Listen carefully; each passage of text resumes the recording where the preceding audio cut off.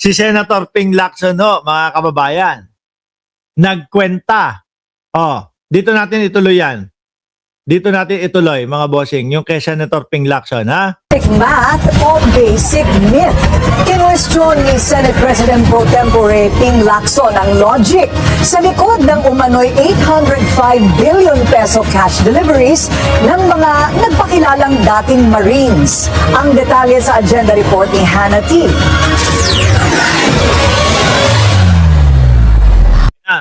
Ilan? 805 million? Game. Humigit kumulang 5 taon ang aabutin para makumpleto ang pag-iimpake, pagkakarga at paghahatid ng 805 billion peso. 805 billion, yun yung hinahatid. Yan ang tila basic math na palag ni Senate Blue Ribbon Committee Chair Ping Lacson sa mga paratang ng umano'y 18 ex-Marines kaugnay ng sinabi nilang cash deliveries.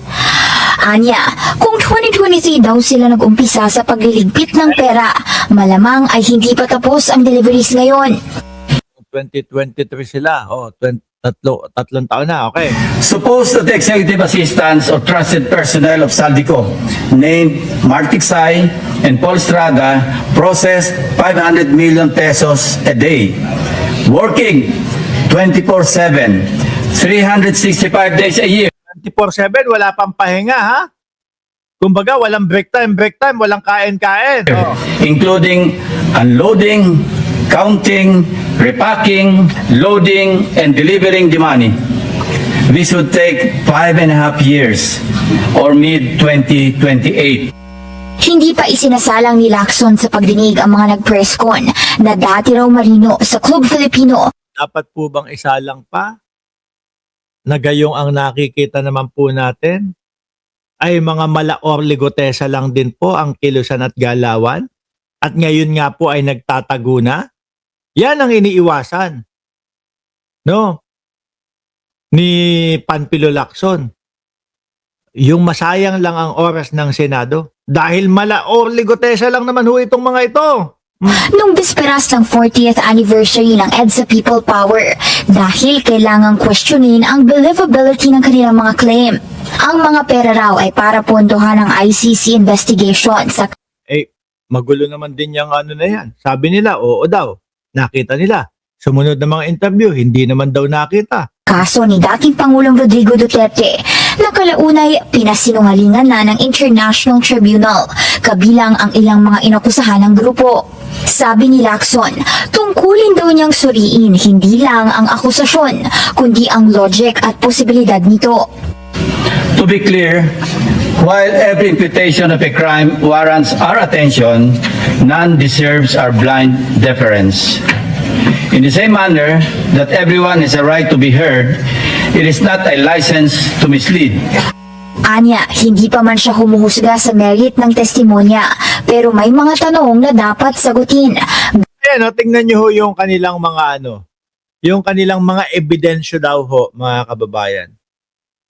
Tingnan nyo yung mga ebidensya daw ho nila, mga bossing. Ganyan, maleta, iiwan sa isang, kumbaga maleta, iwan sa isang lugar, tapos yun na yun, kay Bongbong Marcos na daw ho yun.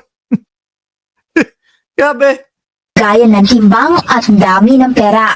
Sinabi na kasi noon sa mga nakaraang hearing na ang 1 million pesos ay nasa 1 kilo. Kung susundin ang computation na ito, ang 805 billion ay katumbas ng 805,000 kilograms o 805 metric tons ng papel na pera. Hindi pa kasama rito ang mga lagayan. Tinanong din ni Lacson kung paano raw naipasok at naipamahagi ang ganito kalaking halaga na aabot sa 1,610 na delivery kung 500 million ang limit kada araw. Ayon din daw sa datos ng Bangko Sentral, umaabot sa 2.7 trillion pesos ang kabuang physical cash sa 2024. Kung totoo ang paratang, halos 15% ng lahat ng perang nasa circulation at bank vaults ang dumaan sa iisang tao. Diyan pa lang ho eh. Bukayong-bukayo na. Kaya ho, baka ngayon nagtatago na itong mga 18 marites. Tsaka ito pa, no? Yung tungkol po sa NBI. O eto. Mga sabpina para sa 18 personalidad, baligod at depensor. Pagpapaliwanagin na po sila, no, sa NBI. Just in, nasa 20 hanggang 30 na sabpina ang pinirmahan umano ni NBI Director Melvin Matibag kaugnay sa tinaguriang 18 Marines at iba pang mga personalidad. Baka ho kaya mga nagtatago na. Iniisip nila, oy sige, pera, sige, pera. May bayad, okay na yan. Tapos wala na, alis na tayo. Pulasan na, kaso hindi nila aakalain na hahantong sa kasuhan at hahantong sa mga ganito ho. Bukod sa mga sinasabing Marines, papadalan din umano ng sabpina si Baligod at si Mike Defensor at ang abogadong nagnotaryo sa affidavit ng 18 personalidad. Hindi na ho kasama yung pare, no? Na kinakayag-kayag nila doon sa kwento. Kasi sabi ng pare, ako lang po yung nag-witness, pero hindi ko po sigurado kung katotohanan ang mga pinagsasasabi niyang mga yan. Di ba? Kaya clear na si Father, hindi nakasama.